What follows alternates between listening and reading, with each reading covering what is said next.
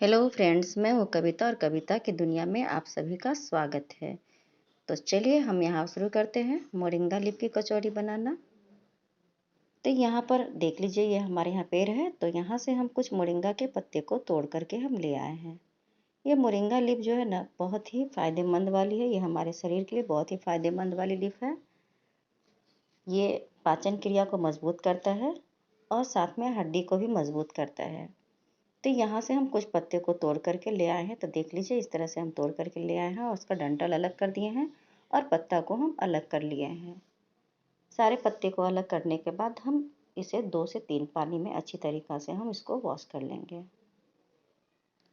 इसमें calcium, vitamin और protein जैसे पोषक तत्व होते हैं जो हड्डी को मजबूत बनाती है।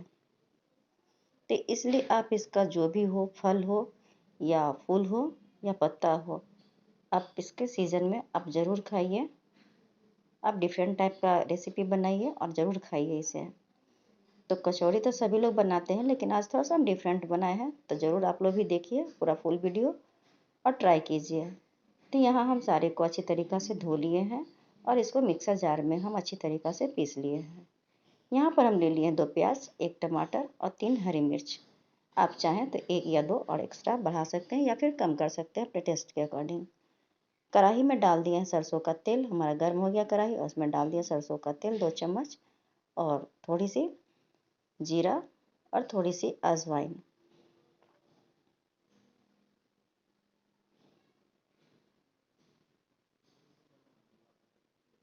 जब ये दोनों अच्छी तरीक़ा से चटक जाए तो इसमें जो हम मिर्च को काट करके रखे थे वो मिर्च हम डाल देंगे।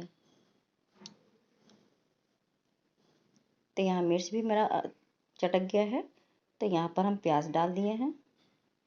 प्याज को बिल्कुल बारीक काटना है और इसे 2 से 3 मिनट के लिए ही भूनेंगे, ज़्यादा ब्राउन नहीं करेंगे। बस सॉफ्ट जितना हो जाए उतना ही हमको भूनना है।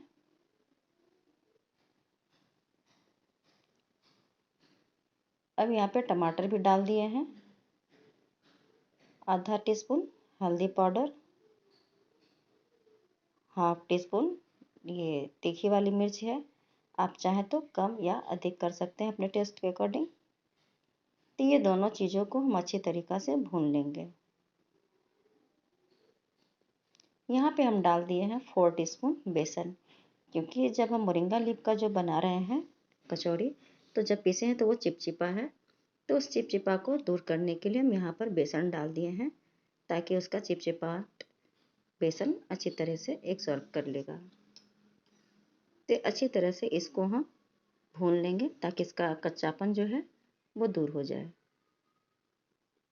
तो मीडियम टू लो फ्लेम पर ही हम भूनेंगे। अपने टेस्ट के अकॉर्डिंग नमक डाल देंगे।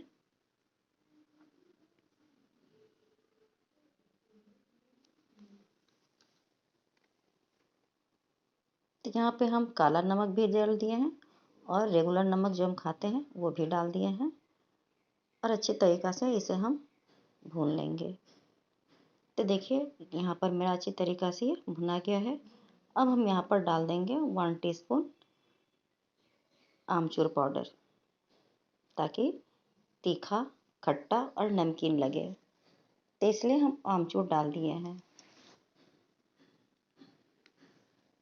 अगर आपको थोड़ा और खट्टा खाने का मन है तो 1 टीस्पून और डाल दीजिएगा, लेकिन हम डाले हैं बाद में। लेमन का यूज़ किए हैं, लेकिन अभी नहीं। वो आगे हम आपको बताएंगे कि कहाँ पर लेमन यूज़ किए हैं। तो देखिए, और ये मेरा बेसन भुना गया है। तो यहाँ पर जो पिसा हुआ मेरा ये मोरिंगा लीफ है, अब हम यहाँ पर डाल देते हैं और मीडियम टू लो फ्लेम ही रखेंगे और इसे भूनते हुए लगभग हमें 7 से 8 मिनट हो गया है फ्रेंड्स। तो देख लीजिए, अब यहाँ पर हम 1 टीस्पून घी डाल देते हैं। घी डालने से एक तो टेस्ट बहुत अच्छा आता है और साथ में जो हमारे कढ़ाई में जो चिपका हुआ है साइड में, वो अच्छी तरीक़ा से साइड से निकल जाता है। तो इसको अच्छी तरीक़ा से हम मिला लेंगे।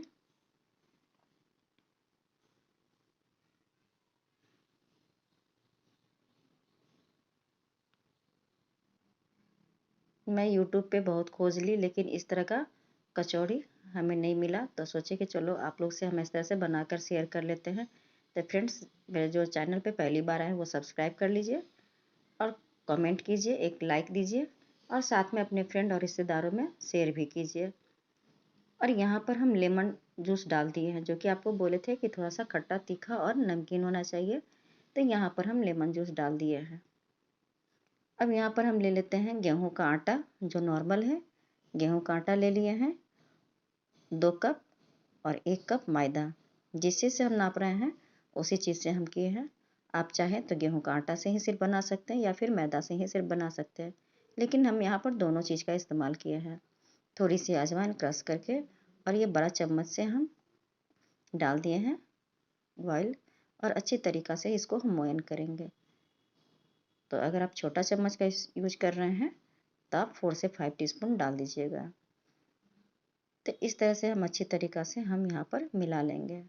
पहले हमें मिला लेना है और अपने टेस्ट के अकॉर्डिंग नमक भी डाल देना है।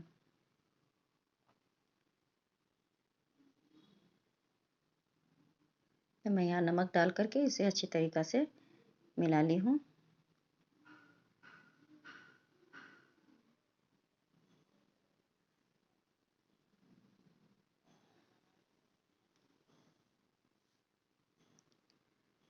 अगर आपको कम मोयन लगे तो आप ऊपर से भी डाल सकते हैं।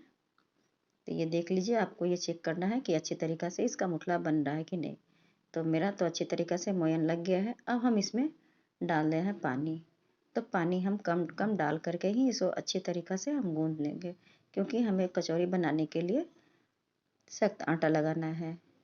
जैसे नॉर्मल रोटी के लिए लगाते हैं तो उससे थोड़ा सा सख्त लगाना है। तो आप देख लीजिए, हम ये दोनों हाथ का इस्तेमाल कर रहे हैं क्योंकि थोड़ा सा सख्त है।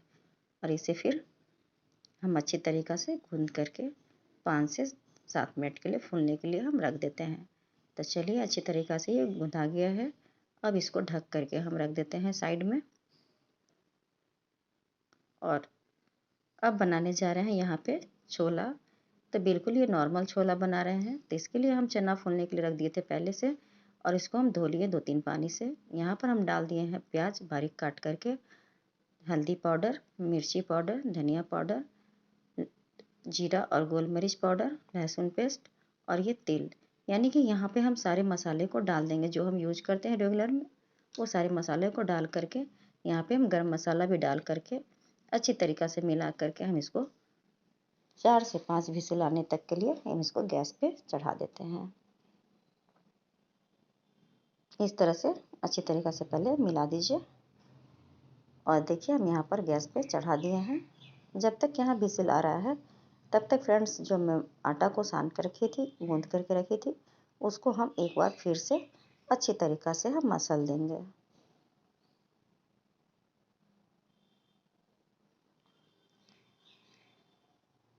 ये त्वचा और बाल के लिए बहुत फायदेमंद वाला मोरिंगा लीफ है। और यहाँ पर देख लीजिए, ये अच्छी तरीक़ा से मेरा हार्ड कड़ा हो चुका है। और इसको हम छोटा छोटा इस तरह से लोई बना लिए हैं, लड्डू नुमा। और यहाँ पर आटा को हम ले लेते हैं, थोड़ा सा बड़ा सा लोई ले लेते हैं और इसको हम हाथ से इस तरह से लंबा कर लेते हैं चकला पे, और इस तरह से एक बॉल में हम कट कर देते हैं। और हाथ की मदद से इसे हम लोई बना लेते हैं गोल, और इस तरह से अंगूठा से दबाते हुए ये शेप दे करके इसमें हम स्टफिंग को डाल देंगे। एक उठाएंगे और डालते जाएंगे। इससे क्या होगा कि आपका समय बचत होगा। तो इस तरह से हम सारे लोई को पहले हम तैयार कर लिए हैं। और हम एक बार चना को देख लेते हैं। तो देख लीजिए, अभी आपको प्याज बिल्कुल इस तरह से दिख रहा है। तो थोड़ा सा आप कलछुल की सहायता से अच्छी तरीक़ा से दबा करके इसको मसल देना है, ताकि इसका ग्रेवी गाढ़ा हो जाए। तो देख लीजिए, ये हम अच्छी तरीक़ा से इसको मसल दिए हैं। ग्रेवी भी आपको गाढ़ा दिख रहा है। तो जब तक कचौड़ी छनाएगा तब तक के लिए उसमें हम ढक्कन लगा के बंद करके साइड में रख दिए हैं। और ये हम चढ़ा दिए हैं कढ़ाई, उसमें डाल दिए हैं ऑयल। और कढ़ाई को भी मीडियम टू लो फ्लेम में रखे हैं। और थोड़ा सा इसमें हम ऑयल लगा दिए हैं बेलन में। तो इसको हम इस तरह से हल्के हाथों से बेल लेंगे। यहाँ पे हमें आटा का यूज़ नहीं करना है। तो इस तरह से हम बेलते हुए कम से कम 5 से 6 पूरी को अब एक बार बेल करके रख लीजिए।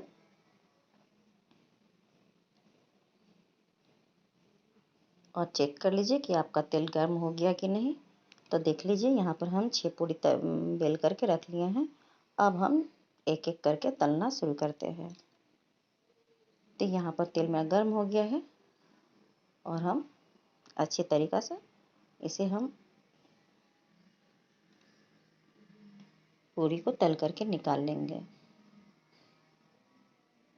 तो फ्रेंड्स, ये जब तक मेरा पूरी तला रहा है तब तक आप मुझे जल्दी से लाइक कर दीजिए, कमेंट कर दीजिए कि ये रेसिपी आप लोग को कैसा लगा। तो देख लीजिए बिल्कुल फूल करके गुब्बारे की तरह तैयार हो गया है। तो इसी तरह से हम सारी पूरी को एक एक करके हम तल लेंगे।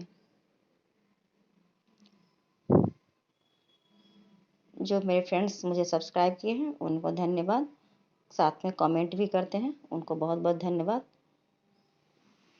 मैं कितनी सारी फ्रेंड्स का नाम लूँ, इसलिए मैं सारे फ्रेंड्स को एक ही बार थैंक यू सो मच कर रही हूँ। और इसी तरह से आप मुझे कमेंट कीजिए और मोटिवेशन हमें देते रहिए ताकि मैं आप लोग के लिए कुछ नया नया रेसिपी आप लोग के सामने लेकर आऊँ। तो देखिए आपसे बात करते हुए सारा कचौरी मेरा छना गया है और देख लीजिए कितना खास्ता नज़र आ रहा है और चना का सब्जी भी बिल्कुल तैयार हो गया है।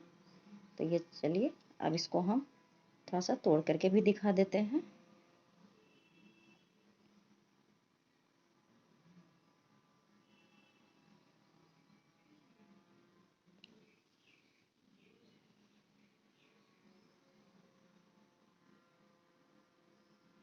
इस तरह से थोड़ा सा गर्म था इसलिए टाइम लग रहा था फ्रेंड्स। तो इस तरह से हम देख लीजिए यहाँ पर आप लोग को बिल्कुल फुला हुआ है और इस तरह से देख लीजिए स्टफिंग तैयार है। तो मिलते हैं नए वीडियो में नए रेसिपी के साथ, तब तक के लिए थैंक यू सो मच।